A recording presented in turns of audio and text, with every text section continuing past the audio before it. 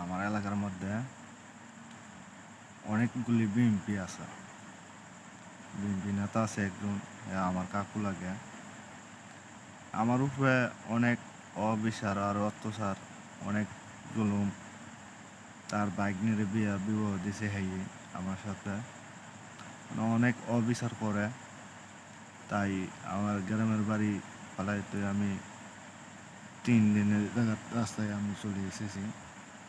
বাড়ি আমার দুর্গাপুর থানা, রংসিংপুরের তেতুনা ডিস্ট্রিক্ট।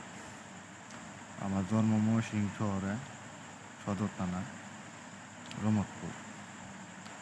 আমার দাদার বাড়ি দুর্গাপুর থানা, পনেরোঘাটারে। আমার বিডির কারণে আমি আজকে অনেক দূরে আছি।